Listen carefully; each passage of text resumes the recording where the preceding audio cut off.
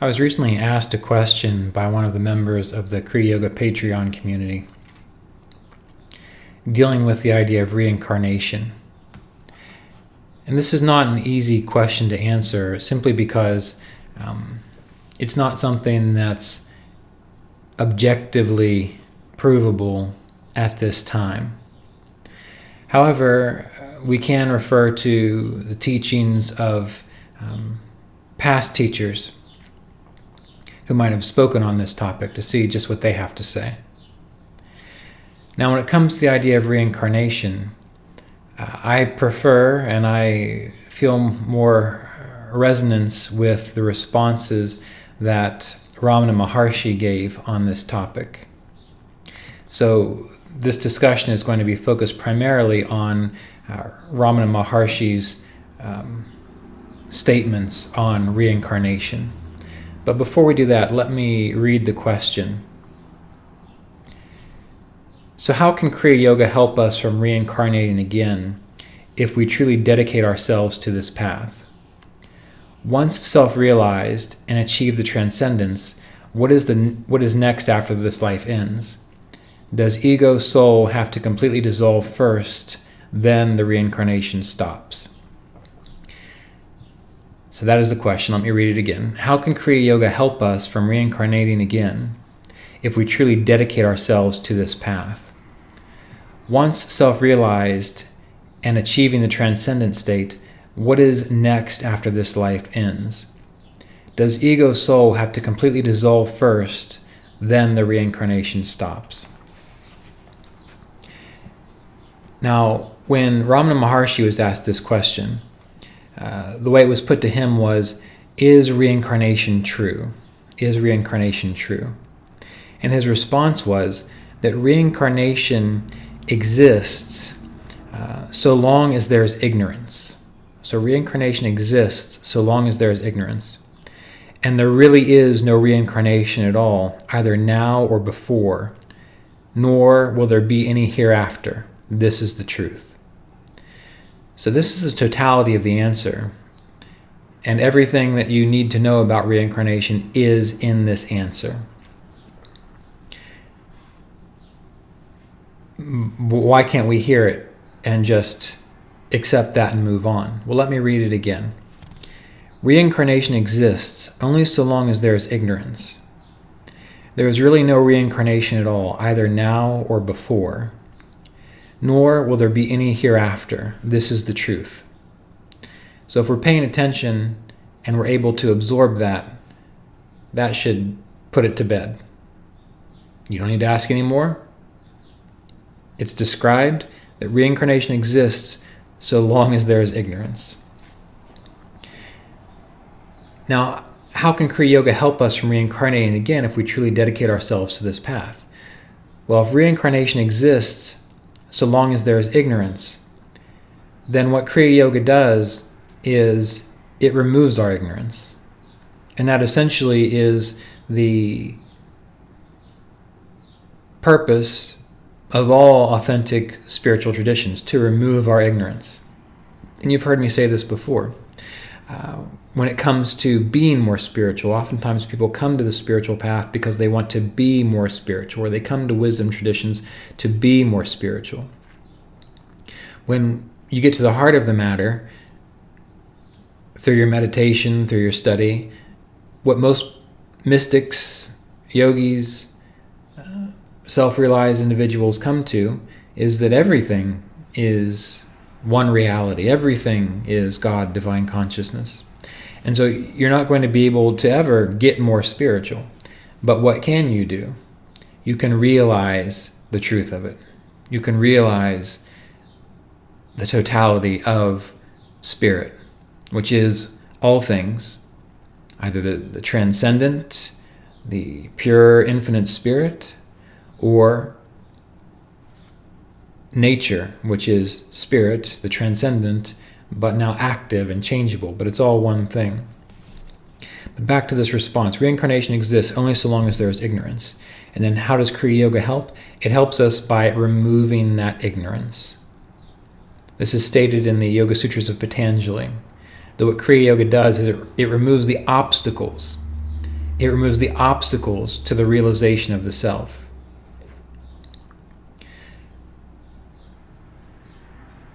Now, once self-realized and achieved the transcendent, what is next after this life ends? Well, Ramana Maharshi says that since there's no reincarnation at all, either now or before, nor will there be any hereafter, this is the truth. And this is where it gets difficult, because when you have a human mind, which most of us either do or have had at some point, you're a thinker. And the practices of Kriya Yoga, when done properly with the proper foundation of supportive lifestyle, they end the fluctuations in the states of consciousness, in your state of consciousness, such that you lose definitions, you lose the need to label everything, you lose the need to define yourself through concepts or perceptions. And that is a very difficult thing to grasp or understand when identified with the mind. But that is why we practice these things, so that we are able to go beyond the mind. In yoga, generally speaking, the idea of mantra, most people think of that as a word or a word phrase or a series of syllables that one uses to purify the mind. Well, mantra is that which takes us beyond the mind. So anything we do which takes us beyond the mind, which shows us existence without defining ourselves by the mind, is mantra. Now, keep in mind what I've been saying, that I'm talking about defining yourself through perceptions, defining yourself through concepts, defining yourself through labels, defining yourself through the mind. It doesn't mean that you don't use a label when you're walking into the cafeteria and you want a glass of water. You can still say, give me a glass of water, even though you're using a label and a concept in your perceptions, but you're not defining yourself through that action. The same thing with the mind. It's not that you lose the ability to think when it's time to balance your checkbook or plan a business strategy. You're just not defining yourself by those things. And it's possible to experience that. So when you experience transcendence, you're not concerned about what happens after this life ends.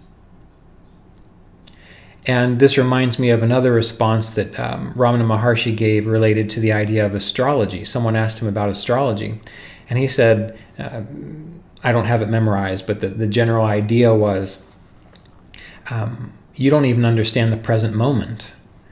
Why be concerned about the past or the future? You don't even understand the present moment. And so rather than worrying about what happens after this life ends, the whole purpose of this process of Kriya Yoga, again, of any authentic spiritual tradition, is to recognize what is true and real right now. What is true and real right now. And that is a hard thing for the mind to grasp. It struggles against it. But by doing your Kriya Yoga practices, by doing the Kriya Pranayama, by living in accord with the yamas and niyamas outlined in the Yoga Sutras of Patanjali, by following the supportive lifestyle recommendations that help keep your mind, body, nervous system, and consciousness balanced, this allows you to recognize that you don't have to be defined by these things. And you don't have to worry about reincarnation. Does the ego soul completely have to dissolve first, then reincarnation stops? Well, what do you consider the ego and soul to be? Many people think of the soul as this eternal, timeless thing, and that is probably the most accurate definition of it. But that also then indicates that the soul is not your body, your personality, your likes, your preferences, your current point of view. And so often what people do when it comes to spiritual practice and meditation is they want to continue their current life situation just in a more glorified fashion. And they think that is transcendence, or they think that is awakening. When, again, when you get to the heart of the matter, when you really have an aha moment about what are the Yoga Sutras of Patanjali pointing to? What are my Kriya Yoga teachers pointing to? What did Ramana Maharshi point to with the path of self-inquiry. It was going beyond that. And even Roy Eugene Davis, my Kriya Yoga teacher, would often say the biggest problem we have to overcome is simply a false identification with a small sense of self, a false identification with a small sense of self. So all of these practices are removing your attachment to essentially that small sense of self that you think you are, and it's giving you that aha moment, that realization of the timeless you, that which is perceived, witnessed, observed, all the changes in your life, from a child through teenage years to adulthood into old age as the body dies and beyond. What is that thread, that central thread which was there and observed and experienced and was all of that throughout all the change? And if you can grasp that, or abide as that, abide as the self, then you don't worry about reincarnation anymore. And you know that your mind, body, personality, that you might consider the soul or the ego to be, all of your relationships, everything you think is so important, that those are just a temporary manifestation of this infinite vast consciousness in time. So the hard part of all of this is trying to get your mind out of the equation. The mind is useful for what the mind is useful for. Just like a hammer is useful for what a hammer is useful for. And there's a saying that when the only tool you have is a hammer, you treat everything like it's a nail. And we know that there are plenty of tools you can need: wrenches, sockets, shears, scalpels, string winders, sawzalls, oil filter removers. But if all you have is a hammer, then when it comes time to take the oil filter off, you're just going to hit it, and that's going to break things. When the only tool you have is a hammer, and you need to screw something into a wall, you're just going to take that hammer and smash it in. Now, sometimes a hammer will work in that situation. When you're trying to cut your food up and you need a knife, all you have is a hammer, you're just going to smash the food. You can see what I'm getting at here. And so the mind is a tool. And the problem that we have for most humans is that that's the only tool we know. And so we keep approaching everything from that perspective of the mind. And again, what authentic spiritual practices do, what Kriya Yoga does that helps to stop us reincarnating again, is shows us what the present moment is. And when we're in the present moment, we're more likely to recognize the vast array of tools that we have, which doesn't always require a mind to think about or label something. Maybe you need the tool of contentment or truthfulness, or maybe you need the tool of harmlessness, or the tool of non-possessiveness, or the tool of conserving your vital resources. You don't have to think about those things, you just do those things. Now, the answer here that Ramana Maharshi gave, that's the first answer that is given in this line of questioning. And I laughed when I first read this, because the question is reincarnation true? And the answer is, reincarnation exists only so long as there is ignorance. There's really no reincarnation at all, either now or before, nor will there be any hereafter. This is the truth. And yet, the questioner goes on to ask at least 1, 2, 3, 4, 5, 6, well, quite a few more questions about this idea of the past, the future, reincarnation, rebirth. And I laughed and I said, well, why? You got the answer right there. That reincarnation exists so long as there is ignorance. Why keep going? That reincarnation exists so long as there is ignorance. Then what you understand from that is, well, then get rid of your ignorance. Don't worry about reincarnation. Get rid of your ignorance. And how do you get rid of your ignorance? You get rid of your ignorance by practicing the Kriya Yoga techniques, living the lifestyle, contemplating what is taught, becoming a skillful, adept Kriya Yogi. There's one way. The practice of vichara, You know, I've written the book Kriya Yoga Vichara, which is a synthesis of Kriya Yoga and then Ramana Maharshi's work or statements about spiritual growth, which deal with self-inquiry. And the reason that's so important is because self-inquiry is the direct route, the thing that it's hard, difficult. It's so simple, but it's so difficult. But the reason I recommend Kriya Yoga practice and then incorporating contemplation or incorporating vichara is because if you do everything recommended from the Kriya Yoga perspective, your mind, body, nervous system, personality is going to be at such a point clarified that you now have the capacity to truly, really turn within and abide as the self and hold yourself there, no matter what distractions come in from the mind, no matter what thoughts, no matter what pulls you outward. So to me, they are a wonderful combination, and that is why I like to read and study Ramana Maharshi's work. And even in discussion with my teacher, Roy Eugene Davis, about this, I said, well, how do these things work together? And he said, well, of course they work together. If you read the Yoga Sutras of Patanjali, the very beginning, the very first 4 or 5 sutras states that yoga practice is abiding as the self. And what inquiry leads you to, vichara leads you to, is the ability to abide as the self. And what Kriya Yoga practices do is they create the proper foundation and space to abide as the self and stay there and hold yourself there. So how can Kriya Yoga help us from reincarnating again if we truly dedicate ourselves to the path? Well, they help you by removing your ignorance. They help you by removing your ignorance. And that is the ideal, because then it's permanent. Then you're not doing a particular kind of practice that gets you in a trance-like state or a temporary state where your physiology is just allowing you to be mindless. It's giving you the ability to always recognize what you truly are. So the whole purpose of Kriya Yoga when it comes to ending reincarnation is simply the removal of ignorance. The ignorance of what you truly are. Once you know what you truly are, that's it. And the best examples I've been using over and over again, when you have a necklace, and you think you've misplaced it, but it's really, you're wearing it, but you don't have a mirror around.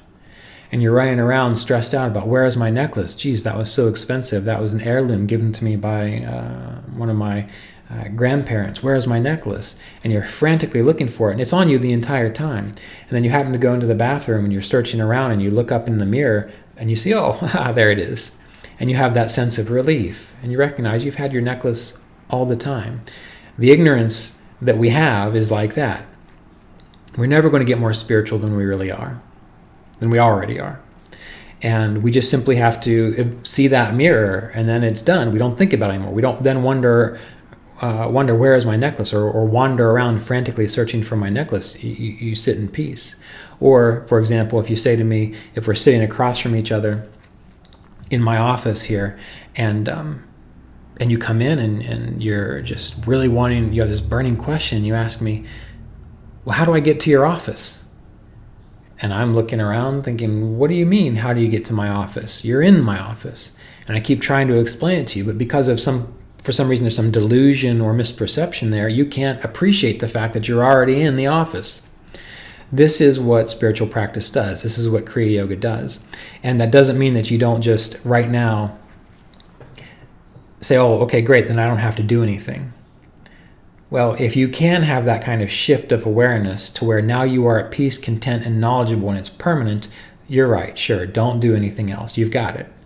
But that doesn't work that way for most people. And that is why we have practices like Kriya Yoga, mantra, meditation, pranayama. And that's why we have practices like inquiry and vichara. Because as in all things, we go through a process of learning until it becomes permanent, like learning a musical instrument. Maybe you can pick out the notes slowly once or twice, but can you sit down and play it with a professional group of musicians? Probably not. But by continuously practicing it, eventually you can. And then you got it in your fingers, you know it, you can play it no matter what, backwards and forwards in your sleep, in front of an audience, by yourself. That is what this whole process is doing. It's removing the ignorance totally and completely, such that you can always play the song of self-realization. And that is the point. So consider this and don't worry about it. Don't think too much about it. Do the work. Study the recommended texts. Practice what you've been taught. Do it every day, consistently. Dedicate your life fully to it, because that is what it requires. And then you'll see. And then that'll be enough. And you won't worry about these other things anymore.